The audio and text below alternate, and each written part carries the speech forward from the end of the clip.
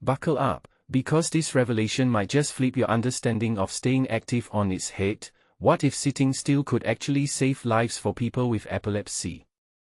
We've all heard the mantra, exercise is a cornerstone of good health. The World Health Organization hammers home the point that regular physical activity, PA, brings a host of benefits, from strengthening your heart and muscles to boosting mental well-being and even warding off chronic diseases. It's like a magic potion for longevity and vitality. But here's where it gets controversial. New research is challenging this one-size-fits-all approach, especially when epilepsy enters the picture.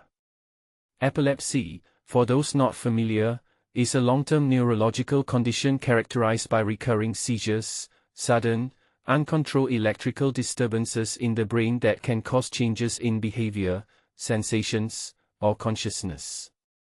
It's not just a rare ailment. According to global data epidemiologists, the UK is projected to see over 1.28 million people aged 18 and older living with a lifetime diagnosis of epilepsy by the end of 2025, with that figure climbing to 1.32 million by 2030. That's a growing population dealing with unpredictable challenges in daily life. A groundbreaking prospective cohort study, published in Nature Communications in November 2025 by Ling Fan and her team, dove deep into how PA levels correlate with mortality risk, and the findings? They paint a starkly different picture for those with epilepsy versus everyone else. This is the part most people miss. The study wasn't just looking at activity in isolation, it compared two distinct groups to uncover hidden truths. To pull this off, researchers tapped into the UK Biobank database, recruiting 98,561 participants between the ages of 40 and 69. They split them into two cohorts, one with 1,167 individuals diagnosed with epilepsy, and a much larger group of 97,394 without the condition. Between 2013 and 2015, volunteers wore wrist-mounted accelerometers, think of them as high-tech fitness trackers, for at least 3 days to capture objective data on their movements. This device precisely measures how much time people spend in different activity levels, categorizing them into 3 buckets: sedentary, mostly sitting or lying down with minimal movement; light physical activity, LPA, like gentle walking or household chores; and moderate to vigorous physical activity, MVPA, such as jogging, cycling, or intense workouts. The results? Eye-opening, to say the least. Mortality rates were significantly higher in the epilepsy group at 9.9%, compared to just 4.1% in the non-epilepsy group, a risk more than doubled, 2.39 times greater. But here's the twist that might surprise you: being sedentary actually offered a protective shield against death in those with epilepsy, slashing their risk by about 15% when stacked up against the non-epilepsy folks.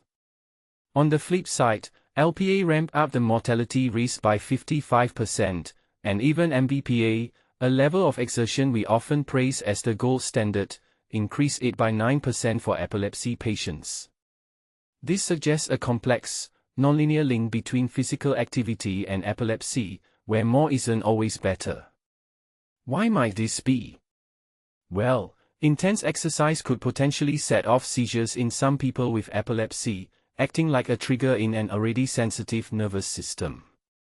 Imagine pushing your body hard during a workout only to have that effort backfire, leading to a seizure that disrupts your health or even proves fatal. Of course, this isn't universal. Individual responses vary based on epilepsy type, seizure control, and other factors like medication. But the study's observational design means we can't definitively prove cause and effect. It highlights associations that demand more investigation through controlled experiments or larger trials.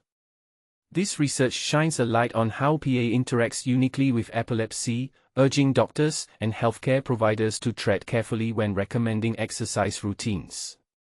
For someone with epilepsy, what seems like healthy advice elsewhere might need customization, perhaps prioritizing gentle activities or consulting specialists to avoid risks.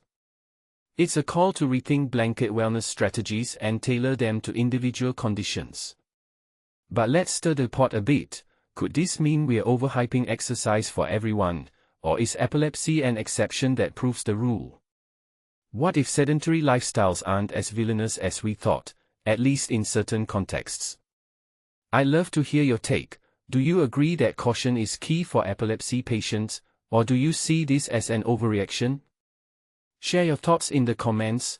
Let's debate this intriguing intersection of health and caution. Global data, strategic intelligence. US tariffs are shifting. Will you react or anticipate? Don't let policy changes catch you off guard. Stay proactive with real-time data and expert analysis. By Global Data.